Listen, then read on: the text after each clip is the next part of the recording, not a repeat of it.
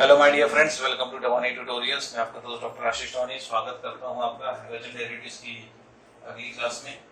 हम लोग अब आपके साथ डिस्कस करेंगे optical activity of 2-chloro-butane। This can be a long answer question. 2-chloro-butane की ऑप्टिकल एक्टिविटी को एक्सप्लेन करना है। हमें ये समझाना है कि ये कंपाउंड ऑप्टिकली एक्टिव है तो किस तरह से है। ठीक है, तो ऑप्टिकल एक्टिविटी के लिए हमारे पास कुछ स्पेशल बिहेवियर होना चाहिए। नंबर 1, हमारे कंपाउंड में there should be presence of chiral carbon atom. Chiral carbon atom. दूसरा, जो भी कंपाउंड्स को हम ऑप्टिकली आइसोमर बोल रहे हैं उनका फॉर्मेशन होना चाहिए of non superimposable mirror image.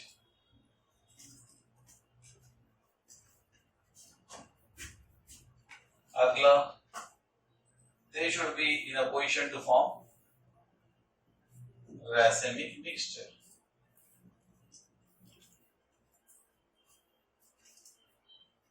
अब इतनी सारी शर्तें जो हम बता रहे हैं, ये अगर 2-chloro-butane भी ओबे कर दे तो हम बोल देंगे कि वो भी ऑप्टिकली एक्टिव है। ये वो तरीके है बेटा जिसके थ्रू, पहले 2 पॉइंट्स की बात करूंगा, जिसके थ्रू हम लोग के पास अगर एक्सपेरिमेंटल फैसिलिटी नहीं भी है तब भी मैं बता दूंगा कि वो कंपाउंड ऑप्टिकली एक्टिव है या नहीं है, क्योंकि those are theory points. But racemic mixture बनना ये थ्योरी पॉइंट नहीं है।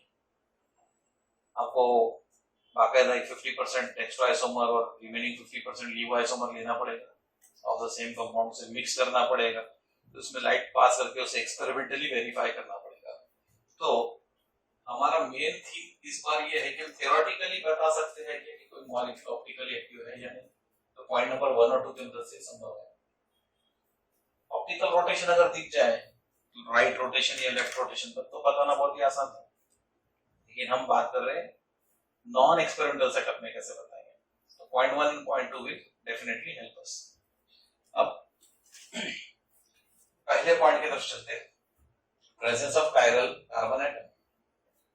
उसके लिए आप मुझे 2-chloro-butane का स्ट्रक्चर बताएं, ब्यूटेन का स्ट्रक्चर बताएं। ब्यूटेन में कार्बन कितने होते हैं? 1, 2, 3, 4। तो ब्यूटेन बना लिया हमने। 4 कार्बन के ब्यूटेन में हाइड्रोजन कितने होते हैं? 8 बोलने वाले बेवकूफ हो। फॉर्मूला क्या है? पहले जितना उसको डबल करो, डबल में 2 ज्यादा करो। अब ऐसा क्यों करते हैं? कार्बन 4 है ना, तो ये हो गया बेटा 8 हाइड्रोजन। ठीक है, डबल किया ना, क्योंकि नीचे भी और ऊपर भी, इसलिए +2 और +2 क्यों? तो एक इधर और एक इधर, तो अपन ने कितना ऐड किया? 2 लोग और ऐड किया, इसलिए +2। ठीक है, जितने उसके डबल हाइड्रोजन जैसे कार्बन के ऊपर उतने उसके नीचे भी उतने, तो डबल हो गया। एक इधर का +1, एक इधर का और एक +1 मिला के +2। फॉर्मूला समझे? तो ब्यूटेन का स्ट्रक्चर सबको क्लियर है क्या? 4 कार्बन बनाए और 10 हाइड्रोजन लगाए, C4H10, C1 C2 C3 C4, H1 2 3 4 5 6 7 8 9 10। ठीक है, C4H10 ब्यूटेन बन गया। अभी मान लेते हैं मैं इसकी नंबरिंग कर देता हूं।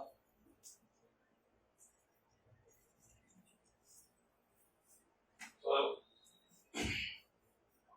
सेकंड नंबर के कार्बन पे आपको क्या लगाना है?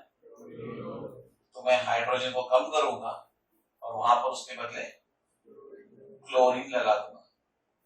इसको बोलते हैं सब्स्टिट्यूशन। कोई गया, बदले में कोई आया। क्रिकेट में होता ना, एक प्लेयर जाता एक प्लेयर आता, हाइड्रोजन को भगा दिया, बदले में क्लोरीन लेकर आया। कहां पर? कार्बन नंबर 2 पे। तो ओवरऑल स्ट्रक्चर ब्यूटेन का था, इसके सेकंड कार्बन पे क्लोरीन आ गया, इसे नाम बन गया 2-फ्लोरोब्यूटेन। क्या ये नाम समझा? समझा? तेरे समझा बेटा? गुड। अब इसमें हमारा स्ट्रक्चर बनने के बाद हमारा पहला पॉइंट है कायरल कार्बन ढूंढते आना चाहिए। आपको पता है कार्बन के ऊपर एस्टेरिक मार्क लगा दो तो हम कायरल कार्बन बोलते हैं। तो चेक करना शुरू करते हैं कौन सा कार्बन कायरल है। 1 से लेके 4 तक सभी कार्बन पे चेकिंग करें। तो सबसे पहले कायरल कार्बन की डेफिनेशन रिकलेक्ट कर लो।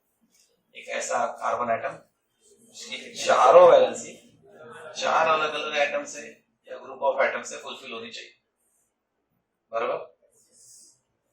तो अगर ऐसा आपको कार्बन मिल जाए वो कायरल कार्बन हो जाएगा। कोई भी 2 वैलेंसी या 3 वैलेंसी सेम एटम या ग्रुप से सब्स्टिट्यूट हो जाए तो वो कायरल कार्बन नहीं होता। ठीक है, कार्बन नंबर 1 पे फोकस करो। इसकी हाइड्रोजन हाइड्रोजन हाइड्रोजन 3 बार हाइड्रोजन से जुड़ा हुआ है। इसकी 3 वैलेंसी हाइड्रोजन और 1 वैलेंसी 3 कार्बन का प्रोपिल है। 1 2 3 कार्बन का प्रोपिल और इधर 3 हाइड्रोजन। क्या चारों वैलेंसी डिफरेंट हो गई? 3 तो हाइड्रोजन ही है तो कैसे डिफरेंट हो गई? तो ये कार्बन नंबर 1 कायरल कार्बन नहीं। कार्बन 2 की बात करते हैं, ऊपर हाइड्रोजन नीचे क्लोरीन, ये दोनों अलग है। लेफ्ट में CH3 यानी मिथिल, राइट में C2H1H2H3H4 C2H5 यानी इथिल। इधर मिथिल उधर इथिल, इधर एक कार्बन का उधर 2 कार्बन का स्ट्रक्चर, ऊपर हाइड्रोजन नीचे क्लोरीन, चारों अलग अलग हो गए कि सेम? तो ये कार्बन कायरल हो गया नहीं हुआ? हो गया। तो this is the chiral carbon. इसको मैं कायरल कार्बन की मार्किंग लगा दी। एस्टेरिक मार्क बनाने का तरीका प्लस बनाइए, उसके ऊपर मल्टीप्लिकेशन बना दीजिए। This mark is called asterisk mark used to indicate chiral carbon. Carbon number 3 के बारे में सोचो, ऊपर H नीचे H, बाकी सोचो या नहीं सोचो? 2 वैलेंसी सेम हो गई, कायरल कार्बन नहीं है। कार्बन 4 के बारे में किसी से ओपिनियन लेना चाहूंगा मैं। कार्बन नंबर 4 कायरल है या नहीं? आपके पास अगर आंसर है तो हाथ उठा सकते हैं। ये कार्बन नंबर 4 कायरल है या नहीं? कायरल बोलने के चारों वैलेंसी अलग अलग लोगों ने फुलफिल करनी चाहिए।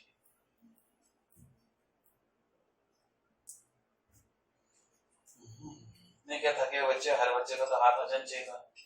3 एग्जांपल्स हमने अभी भी डिस्कस किए, कार्बन 1 से कार्बन 3। बताओ बेटा, वो कायरल कार्बन नहीं है। आप बताओ वो कायरल कार्बन क्यों नहीं है?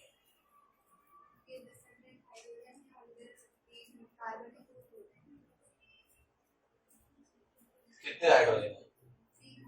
3 हाइड्रोजन, मतलब 1 से ज्यादा हो गए, मतलब सेम एटम अगर रिपीट हो गया तो उसे कायरल नहीं बोलते। तो कार्बन नंबर 4 भी कायरल नहीं है। इस मॉलिक्यूल में टोटल कितने कायरल कार्बन हुए? एक ही छोड़। टोटल कार्बन कितने थे? कायरल कार्बन कितने थे? That is carbon number 2। तो इस मॉलिक्यूल में क्या मैं पॉइंट नंबर 1 जस्टिफाई कर पाया कि भाई इसमें एटलीस्ट एक कायरल कार्बन कितना होना चाहिए? एटलीस्ट 1।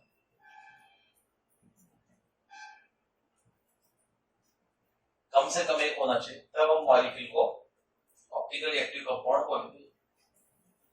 तो इस मॉलिक्यूल को लिखने का पैटर्न बदलो, फोकसिंग ऑन कार्बन नंबर 2, नजर इधर से हटाना नहीं, कार्बन नंबर 2 पे फोकस लगाया, which is the chiral carbon. इसके ऊपर में हाइड्रोजन, नीचे में क्लोरीन, इसके लेफ्ट में कार्बन नंबर 1 3 हाइड्रोजन लेके खड़ा है, तो कार्बन नंबर 1 3 हाइड्रोजन के साथ इकट्ठा दिखा दे। इसके राइट में कार्बन 3 और 4 साथ में खड़े हैं, 3 और 4 मिला के कार्बन कितने हो गए? 2। हाइड्रोजन कितने? 1 2 3 4 5। क्या लेफ्ट और राइट आइडेंटिकल हुआ? क्या टॉप और बॉटम आइडेंटिकल हुआ? So this 2-chlorobutane molecule is showing 1 chiral carbon atom. हमें कम से कम एक कायरल कार्बन चाहिए to declare the molecule to be optically active. तो ये मॉलिक्यूल अगर हमने डिसाइड कर लिया कि इसमें कायरल कार्बन है तो ये ऑप्टिकल एक्टिव है, तो होना क्या चाहिए? इसके 2 आइसोमर होने चाहिए। 2 आइसोमर कौन से? एक को बोलेंगे डेक्स्ट्रो आइसोमर और एक को लीवो आइसोमर।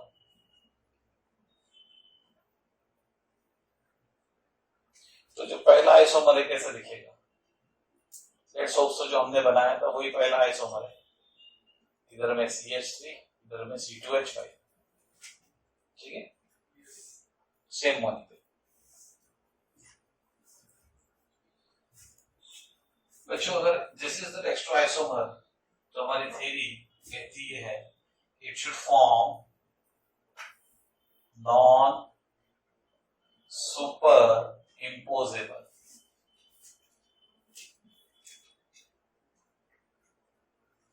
Mirror image.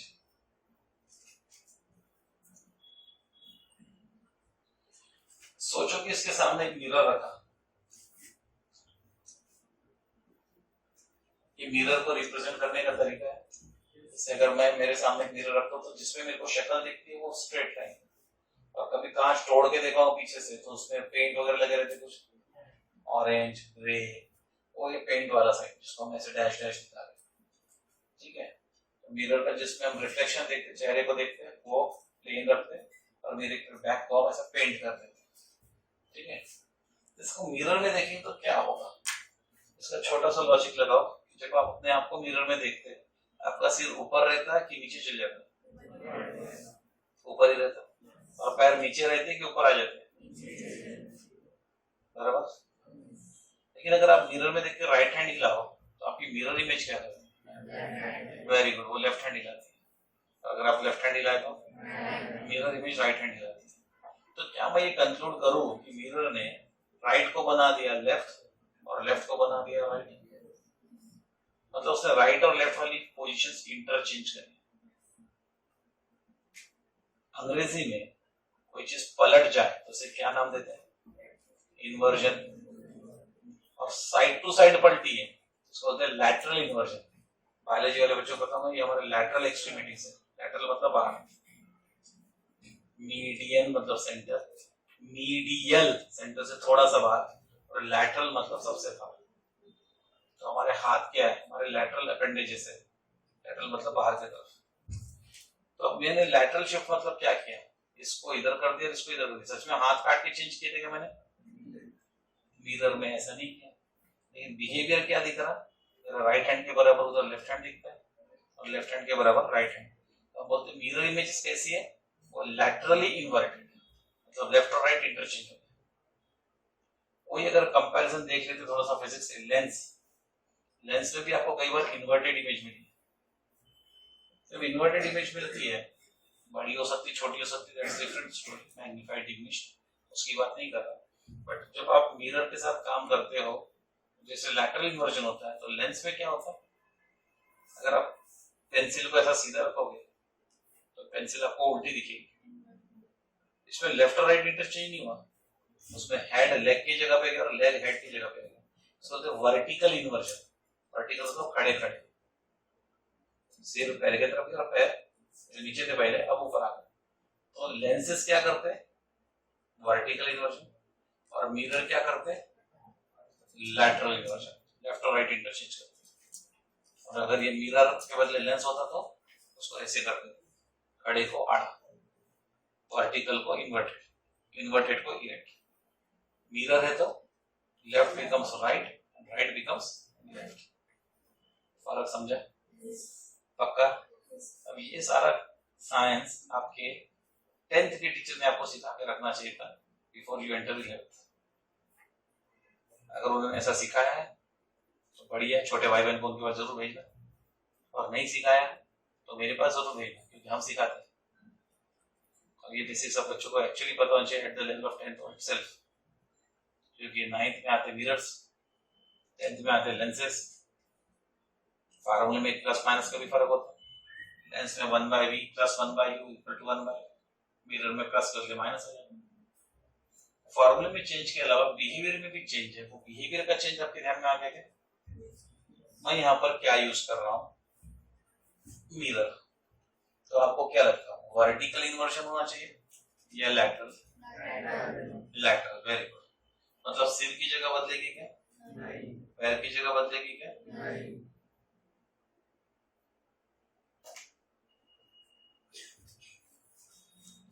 तो सिर अपनी जगह पे खड़ा है, पेट अपनी जगह पे है, पैर अपनी जगह पे है।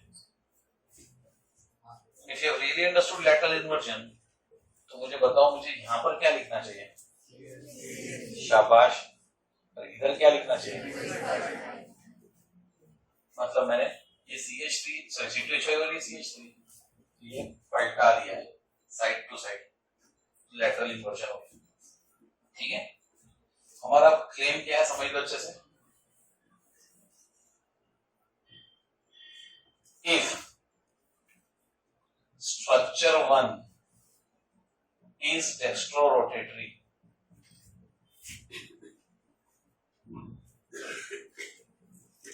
then अगर ऐसा है तो then structure 2 is levorotatory। Structure 2 मैं इसको बोल रहा हूं, अगर ये डेक्स्ट्रो है तो वो लीवो होगा। इसके बाद आगे लिख देता हूं एंड वाइस वर्सा। इसका क्या मतलब हुआ? देखो क्या एक लाइट मैंने पास करके देखा नहीं, मैं तो पेपर लिख रहा हूं बोर्ड का, मैंने एक्सपेरिमेंट किया नहीं है। मुझे सच में पता है कि डेक्स्ट्रो रोटेशन ही करेगा और वही लीवो रोटेशन करेगा, तो मैं मान रहा हूं, एक मतलब मैं मानता हूं अगर इस पे लाइट रोटेट हुई होती राइट में, उसके मिरर इमेज से मैचिंग कंपाउंड में लाइट पक्का रोटेट होगी to the left. And vice versa मतलब अगर वन इज नॉट डेक्स्ट्रो तो वो लीवो है, और अगर ये लीवो है तो फिर वो उसका उल्टा वाइस वर्सा होता उल्टा, वो डेक्स्ट्रो हो जाएगा। तो वाइस वर्सा नहीं लिखेंगे तो नंबर सेंटेंस हो जाएगा। तो structure 1 is laevo rotatory, then structure 2 is dextro rotatory, उल्टा के लिखना पड़ेगा, एनजी हो जाता है। तो अगर इसी का वर्ड यूज करो वाइस वर्सा, तो उलट फेर संभव है। ठीक है, स्ट्रक्चर 1 डेक्स्ट्रो के लिए लीवो हो जाए तो स्ट्रक्चर 2 लीवो के बदले डेक्स्ट्रो हो ही जाएगा। ये इसका मीनिंग बनता है। Am I clear with this thing? पक्का?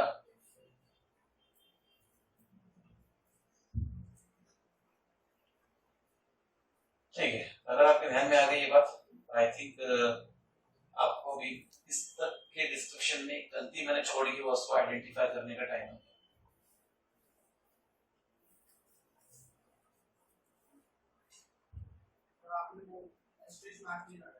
वेरी गुड, इसलिए समझदारों के साथ डील करो, बेवकूफों के साथ मत बैठो। ठीक है, चलती क्लास में आप बेवकूफी करते जब आप किसी के बच्चे के साथ समझदारी वाला डिस्कशन करते हैं, उसे अवॉइड करो, उसमें उसका भी नुकसान है आपका भी नुकसान है। अलग अलग बैठो, फिर अगर कंट्रोल नहीं होता आपका भी फायदा है आपका भी फायदा है, फायदा तो भरपूर मिल रहा होता है।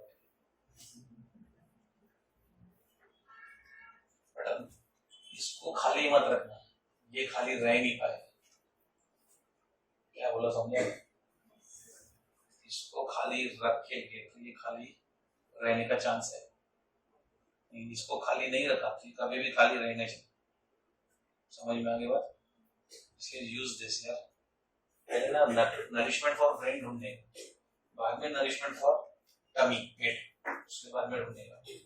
हमारे क्लास में कुछ बच्चे पहले नरिशमेंट फॉर टमी ढूंढते, फिर मन हुआ तो फिर ब्रेन का देखेंगे, डर के खाने पीने का। गलत काम हो गया। भाई साहब ने सही पहचाना, हमको ने यहाँ पे कायरल कार्बन जो पॉइंट नंबर 1 में डिस्कस किया वो रिप्रेजेंट नहीं किया था, वो रिप्रेजेंट करना पड़ेगा। तो यहाँ पे आपको और एक नंबर मिलता है। आप चाहो तो डेक्स्ट्रो लीवो दिखाने के लिए ऐसा एरो दिखाओ टुवर्ड्स द राइट, और वो देखो डेक्स्ट्रो है, और इसके लिए ऐसा एरो दिखा दो टुवर्ड्स योर लेफ्ट, और वो लेफ्ट में जा रहा है इसलिए लीवो। ये जो मैंने डैश लगाई, इसे डैश या हाइफन समझना, लीवो वाला माइनस मत समझना। ठीक है, इसको हम ऐसे भी लिख सकते हैं, डेक्स्ट्रो के बदले प्लस आइसोमर और लीवो के बदले माइनस आइसोमर किसका? ऑफ 2-क्लोरोब्यूटेन, और ये हाइफन है, सबट्रैक्शन नहीं है। और आपको एक कंपाउंड का नाम पता है ऑलरेडी, क्या नाम था इसका? 2-क्लोरोब्यूटेन। तो आप स्मार्ट तरीके से क्या कर सकते हैं, इसका नाम D2-क्लोरोब्यूटेन,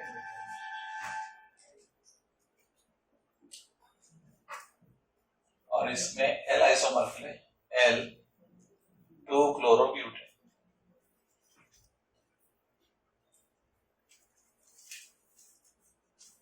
एंड वाइस वर्सा भूल मत जाना, मतलब अगर ये एल है तो वो डी रहे, इसलिए ये वर्ड मैंने आंसर में लिखने के लिए सजेस्ट किया।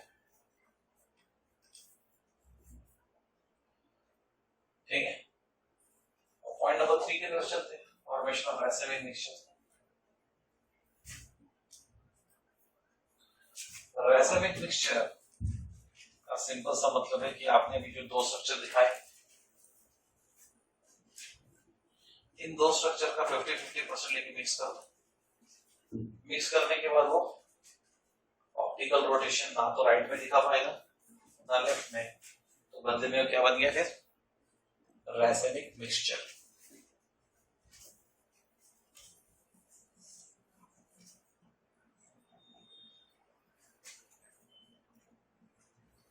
जो डेफिनेशन वाली कहानी थी सेंटेंस में लिख देना, 50% ऑफ D2 क्लोरोब्यूटेन, इस बार कंपाउंड का नाम है ना, 50% of D2 chlorobutane is mixed with 50% of L2 chlorobutane. ठीक है, तो क्या बनेगा racemic mixture due to permanent compensation या टेम्पररी कंपनसेशन। टेम्पररी कल हम सीख चुके हैं, अगर हम डेक्स्ट्रोलियो को फिर से एक दूसरे से अलग कर दे तो अपनी ओरिजिनल बिहेवियर पे जरूर आ जाते हैं।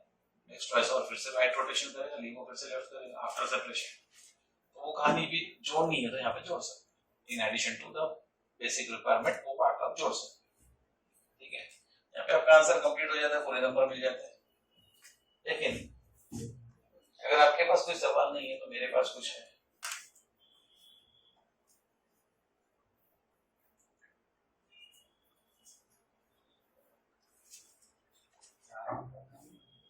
हाँ, 4 नंबर का भी आ सकता है, 3 नंबर के स्टैंडर्ड है, 4 नंबर के कभी कभी आ जाना है। Define optical activity, explain it for 2 chlorobutane. Optical activity की डेफिनेशन देने के लिए 1 नंबर, और ये जो 3 पॉइंट्स बता उसके 3 नंबर हो गया, 4 मार्क का क्वेश्चन। ठीक है, और कुछ मैंने आपको बोला था ऑप्टिकल एक्टिविटी समझने के बाद SN1 और SN2 का पॉइंट पढ़ना पड़ता है, जल्दी भूल गए। वहां का चौथा नंबर बचा हुआ है, वो चौथा नंबर बेस्ड किस पे, ऑप्टिकल एक्टिविटी पे। तो ये जो कहानी आपने सुनी इसमें एक शब्द कुछ और जोड़ देता हूँ, फिर आपको लेके चलूंगा SN2 और SN1 के प्रोडक्ट्स की तरफ, और वहां पे चौथे मार्क को कवर करेंगे। टॉपिक क्या है ध्यान से सुनना, ये जो आपके पास D2 क्लोरोब्यूटेन और L2 क्लोरोब्यूटेन के आपने दो स्ट्रक्चर बना दिए, इस तरह से कोई और भी आइसोमर बना सकते थे, लेकिन कई बच्चे डिस्क्रिप्शन में गलती करते हैं। उनका डिस्क्रिप्शन रहता है structure 1 is dextrorotatory, then its mirror image structure 2 is laevorotatory. ऐसा मेरी अगर मैं खुद के कांच में इमेज देख लूं तो मेरी खुद की इमेज मेरा जुड़वा थोड़ी होगी, वो इमेज है, व्यक्ति नहीं है। अगर एक कंपाउंड को कांच के सामने रखो और उस कंपाउंड को कांच में देख लो, फिर बोलो देखो मेरे पास 2 कंपाउंड है, ये कंपाउंड लाइट को राइट में घुमा रहा है और उसकी मिरर इमेज को लेफ्ट में घुमा रहा है, तो मेरी मिरर इमेज पर राइट हैंड हिलाता तो वैसे लेफ्ट हैंड हिला देती। एक्चुअली शब्द क्या होने चाहिए, काफी किताबें भी गलती करती है, करेक्ट शब्द क्या होना चाहिए, अगर ये मेरे पास ये compound dextrorotatory structure 1 is dextrorotatory, then another compound resembling the mirror image of structure 1 is laevorotatory. जब कंपाउंड 1 डेक्स्ट्रो है, there is some another compound जो इस कंपाउंड के मिरर इमेज से मैच करता है, तो वो कंपाउंड लीवोरोटेटरी, मतलब पहले वाले का जुड़वा। बच्चे क्या लिखते हैं, structure 1 is dextro then this mirror image structure 2 is laevo. अगर आप फेल हो रहे हो तो मैं मार्क्स दे दूंगा, अगर आप अच्छा स्कोर कर रहे हो तो मैं हर हाल में मार्क्स काटूंगा इस जगह, फिर आप जो लिख रहे हो साइंटिफिकली सही नहीं। Mirror image can not be isomer of a given compound, तो मैं 100 मिरर लगा लूं मेरा जो तो देखो मेरे कितने आइसोमर्स है, वाह बहुत हो गया। ऐसे नहीं होता कि मिरर में आपने मॉलिक्यूल देखा तो वो आइसोमर हो गया, क्या आइसोमर, कौन आइसोमर हुआ, मिरर इमेज से मैचिंग और एक सेपरेट कंपाउंड का एग्जिस्टेंस होना जो इस मिरर इमेज से मैच करे। किसकी मिरर इमेज है, कंपाउंड 1 की। कंपाउंड 1 की मिरर इमेज जो है उससे मैचिंग जो स्ट्रक्चर एग्जिस्ट करता है नेचर में डायरेक्टली, दैट कंपाउंड तो वुड बी लीवो आल्सो। अगर वो वाला है डेक्स्ट्रो था तो ये लीवो हो जाएगा। समझ आया क्या बोला, there should be a separate physical compound in existence mirror image is not the isomer. अब SN2 की तरफ चलते बच्चों। चलो पहले SN1 से शुरू करता हूं, तार जाऊंगा आपके दिमाग में। आपने 100 मॉलिक्यूल्स ले लिए थे P-ब्यूटिल ब्रोमाइड के, उसको 100 OH माइनस पे अटैक भी कराया, आपको क्या मिला? 50% केस में इन्वर्जन ऑफ कॉन्फिगरेशन, हाँ या ना? और बाकी 50% केसेस में retention of configuration.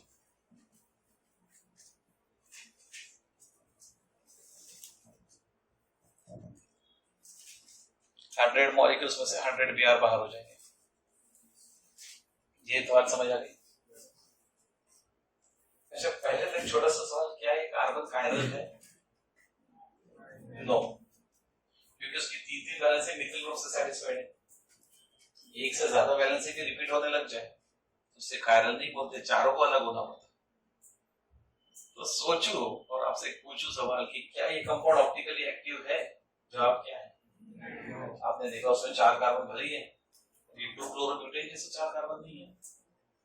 Tertiary butyl के 4 कार्बन जिसमें कायरल कार्बन एक भी नहीं है। अगर इसमें कोई कायरल कार्बन नहीं है तो इसने ऑप्टिकल एक्टिविटी दिखाना चाहिए या नहीं दिखाना चाहिए? नहीं दिखाना चाहिए। इंटरेस्टिंगली दिखाता भी नहीं है। बट टेक्स्ट में आपको चौथा नंबर काइटिल दिया है, बोलता है कि मान लो कि ये कायरल कार्बन वाला कोई तो भी दूसरा मॉलिक्यूल होता है, ये नहीं कोई और मॉलिक्यूल होता है, उसमें कायरल कार्बन होता है। से फॉर एग्जांपल मेरे पास 2-क्लोरोब्यूटेन है, उसका क्लोरीन हटाता हूं और OH लगाता हूं, तो 50% डेक्स्ट्रो 2-क्लोरोब्यूटेन बनेगा, 50% लिवो 2-क्लोरोब्यूटेन बनेगा, हाँ या ना? तो क्वेश्चन अगर ये रहा कि भाई अगर ये ऑप्टिकली एक्टिव कंपाउंड होता तो प्रोडक्ट में मुझे क्या मिलता, तो जवाब है रासायनिक मिक्सचर मिलता। रासायनिक मिक्सचर बनाते कैसे? 50% dextro isomer 50% लिवो isomer equal proportion में मिला लेते, और यहाँ पे जिस कंटेनर में पहला प्रोडक्ट बना उसी कंटेनर में भी दूसरा प्रोडक्ट बना ना। ऐसा नहीं कि डेक्स्ट्रो वाले अंडे एक जगह पे दिए और लिवो वाले मुर्गी अंडे जाके दूसरी जगह पे दिए, सब एक ही जगह जमा हो, तो एक ही कंटेनर में ये दोनों आइसोमर है, ठीक है? तो परसेंटेज कितना है? इक्वल, तो they are supposed to make रासायनिक मिक्सचर। अगर ये कंपाउंड ऑप्टिकली एक्टिव है तो उसके प्रोडक्ट्स भी ऑप्टिकली एक्टिव होंगे। और अभी क्या बताया? रासायनिक मिक्सचर बनाएंगे, समझिए। अब SN2 की बात कर लेते हैं।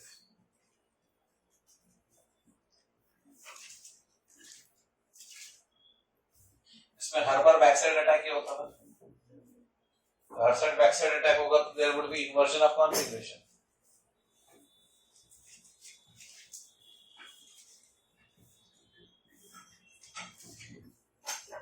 इन्वर्जन ऑफ कॉन्फिगरेशन तो पहले मॉलिक्यूल इधर था, उधर हो गया क्योंकि OH ने हमला बैक साइड से, ठीक है? तो सोचो मेरे पास इसके 100 मॉलिक्यूल है, तो प्रैक्टिकली तो नहीं कुछ होगा, आइडियली इसमें डिस्कस कितने मॉलिक्यूल बचे? 100, ठीक है? ब्रोमाइड भी 100 निकलेंगे अगर मैंने OH 100 डाले होंगे तो, बराबर? क्या इस कार्बन को मैं कायरल कार्बन बोलूं? नियम से तो इसमें भी ऑप्टिकल एक्टिविटी नहीं है, बराबर? बट आपको चौथा नंबर इसलिए मिलता है कि मान लो कोई दूसरा कंपाउंड है जिसकी वैलेंसीज अलग अलग लोगों ने सेटिस्फाई करी, मतलब वो कैसा कंपाउंड हुआ? ऑप्टिकली एक्टिव, और उसने SN2 रिएक्शन करके ऐसा मॉलिक्यूल बनाया, ठीक है? जो इसके पॉजिटिव इमेज जैसा है, सिर्फ फर्क इतना है कि यहाँ ब्रोमीन है और यहाँ OH है, ठीक है? तो क्या वो आइसोमर हुए एक दूसरे के? नहीं, क्योंकि एक जगह पे ब्रोमीन और दूसरी जगह OH है, तो एक दूसरे के आइसोमर तो नहीं है, ठीक है? लेकिन इतना तय हुआ था कि जो मॉलिक्यूल इधर मुंह करके खड़ा था वो मॉलिक्यूल ने मुंह उल्टा कर दिया, मतलब अगर ये लाइट को राइट पे घुमा सकता था, इसको उल्टा मॉलिक्यूल किधर घुमाएगा? इसका मतलब है कि अगर मेरे पास SN1 मैकेनिज्म करते हुए डेक्स्ट्रो मॉलिक्यूल होता तो SN1 SN2 SN2 के अंदर मेरे पास डेक्स्ट्रो मॉलिक्यूल होता तो वो हर हाल में कौन से आइसोमर में कन्वर्ट हो जाता, लीवो आइसोमर में कन्वर्ट हो जाता। और SN1 में क्या बोलोगे, 50% दो प्लॉट्स बनेंगे, दोनों एक दूसरे की मिरर इमेज है। देखो मिरर लगा देते, इसके 3 सिस्टर राइट पे, इसके लेफ्ट में, इसका OH लेफ्ट में, इसका OH राइट, ठीक है। तो अब ये जो दो स्पीशीज है ये एक दूसरे के क्या हो गए, आइसोमर्स तो है, लेकिन क्या है विशेष, ये रासायनिक मिक्सचर बन जाएंगे अगर ये ऑप्टिकली एक्टिव कंपाउंड होते हैं। तो ये ऑप्टिकल एक्टिविटी को डिस्कस करने के लिए for SN1 and SN2 you are given separate 1 mark, ठीक है। यहां तक समझ आ गया, एनी कंफ्यूजन, नो, ठीक है। यहाँ पर हमारी मेजर इवेंट कंप्लीट हो जाती है। इस चैप्टर को हम 3 पार्ट्स में डिवाइड कर सकते हैं, मोटा मोटा खींचना तो 4 पार्ट्स बहुत, एक अल्किल हैलाइड्स वाला पार्ट, दूसरा ये पार्ट जिसमें हमने डेक्स्ट्रो, लीवो, रासायनिक मिक्सचर, ठीक है, फिर SN2 SN1 ये सब पढ़ा। तीसरा पार्ट एरोमेटिक हैलोजन डेरिवेटिव्स, और चौथा स्पेशल पार्ट बना नहीं तो इन सारे कंपाउंड्स की यूजेस क्या डे टू डे लाइफ में, ठीक है। छोटा सा यूजेस बताना लंबा टाइम नहीं कंज्यूम करता। तो अभी तक हम इस चैप्टर में कितने पड़ाव क्रॉस कर लिए, और ये दोनों मेजर यानी कि बड़े पड़ाव थे, ये दोनों मिलकर 80% ऑफ योर चैप्टर कवर करते हैं। अब एरोमेटिक रिएक्शंस 15% 18% तक पकड़ते हैं, और ऊपर के 2-3-5% जो बचे वो किसके लिए, तो यूजेस वाले पार्ट के लिए। तो अभी टेंटेटिवली अप्रोक्सीमेटली मैं बोल सकता हूँ कि मैंने 80% ऑफ दिस चैप्टर को कवर किया है, सम 20% इज स्टिल रिमेनिंग जो आगे के आने वाले एपिसोड्स में जरूर करेंगे, ठीक है। आज की क्लास को यही विराम देते हैं।